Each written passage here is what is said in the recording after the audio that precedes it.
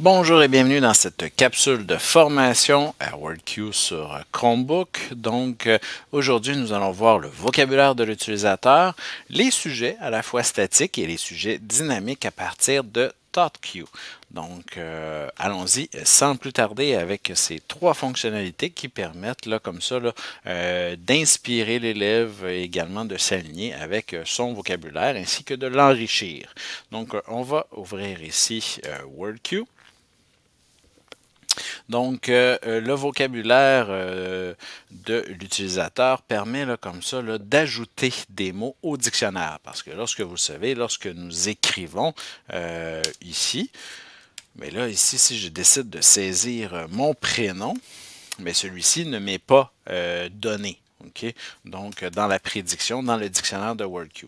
Pour pouvoir ajouter des mots, on devra comme ça cliquer sur la roue d'engrenage, aller à vocabulaire de l'utilisateur et là, on va pouvoir rechercher le mot et à la fois le saisir. Je vais saisir mon prénom. On voit si celui-ci y figure ou pas. Donc, on voit qu'il n'est pas dans le dictionnaire. On peut faire comme ça, ajouter et également, on va pouvoir ici mettre un exemple d'utilisation. Comme dans mon prénom et mon nom. Donc, une fois que ceci est fait, on peut faire OK. On peut également supprimer des mots qui se retrouveraient également dans le dictionnaire de WordQ, vice-versa. Donc, voilà, celui-ci est ajouté au dictionnaire. Donc, lorsque je vais vouloir le faire, bien, maintenant, dans ma prédiction, je vais avoir à la fois mon prénom et également un exemple de son utilisation, tout simplement. Voici pour ce qui est du vocabulaire de l'utilisateur. Donc, de la sorte, vous allez pouvoir, comme ça, personnaliser et également ajouter des mots qui ne se retrouveraient pas dans la prédiction de WordQ. Maintenant, on va y aller avec les différents sujets. Les sujets, on peut les modifier ici. Donc, si on clique ici sur Afficher, masquer les sujets statiques, vous pouvez également, là, ici, modifier le sujet. Même chose. Donc, que vous cliquez ici pour modifier les sujets ou que vous cliquez ici, vous arrivez à la même fenêtre.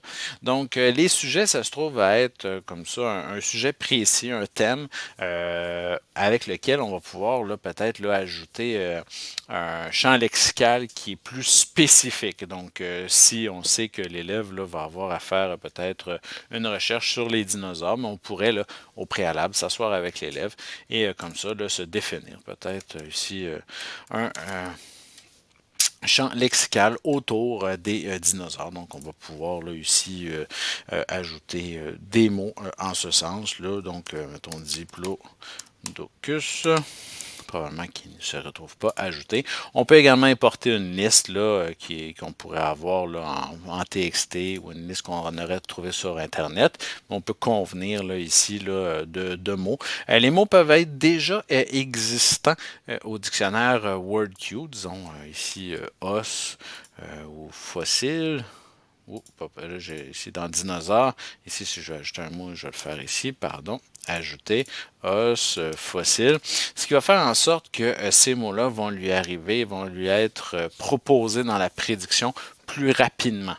Okay, lorsque ce sujet-là est sélectionné. Donc, voilà, je vais cliquer ici sur OK.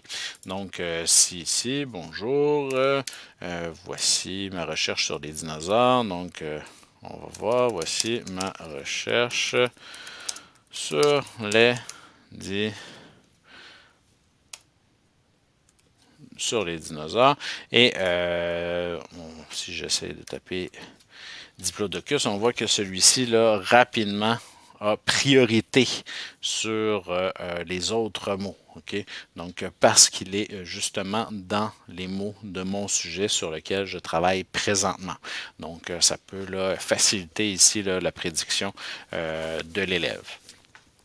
Ça, c'est pour les sujets statiques, donc vous pouvez en créer plusieurs, les nourrir également au fur et à mesure. Et comme je vous dis, ça va faire en sorte que les mots vont avoir une certaine priorité. Okay? Donc, si même je tape fossile, on voit FOS, Mais celui-ci, là, encore là, m'est donné en priorité. Vous voyez que également là, la majuscule, étant donné que je l'ai écrit en majuscule, c'est la majuscule là, également qui est de mise. Donc, peut-être porter une attention là, particulière à peut-être les écrire en minuscule. Maintenant, ça, c'est pour les sujets statiques. On va voir finalement les sujets dynamiques avec ThoughtQ. Donc, ThoughtQ, ça se trouve être ici, les sujets dynamiques ThoughtQ. Il peut y avoir un certain délai de chargement des données de ThoughtQ. C'est un peu le même principe ici, c'est qu'on va lancer une recherche. Donc, je pourrais ici y aller avec dinosaure. On clique sur le petit crochet. Lui va lancer une recherche et déjà va nous arriver avec une sélection de mots. OK, donc on voit crâne complet, animaux, antérieurs, caractéristiques, datant, dinosaures, découverte, jurassique, vous voyez, longueur, nourrir, mâchoire. Donc on a déjà là, un champ lexical de 75 mots autour, là, comme ça, là, des dinosaures. On peut sélectionner ces mots-là. Encore là, vous allez voir là, que en utilisant le sujet dynamique, on va avoir là, une prédiction qui va être plus alignée, mais l'élève là, peut déjà réfléchir et s'inspirer là, un peu là, du champ lexical là, qui est construit.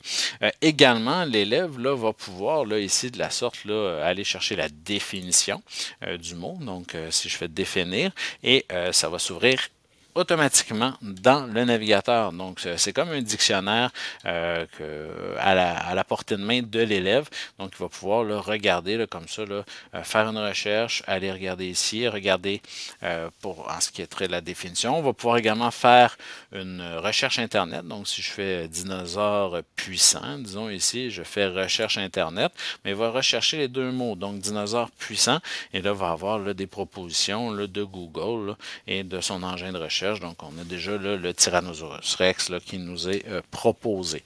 Donc, vous voyez, le ThoughtQ permet comme ça un peu de nourrir là, les recherches là, de l'élève et à la fois de lui offrir un dictionnaire là, à partir duquel il va être capable d'avoir des définitions. Donc, voici ce qui fait le tour pour la fonctionnalité de vocabulaire de l'utilisateur, des sujets statiques et ainsi que des sujets dynamiques à partir de ThoughtQ. Je vous remercie et je vous souhaite une belle journée.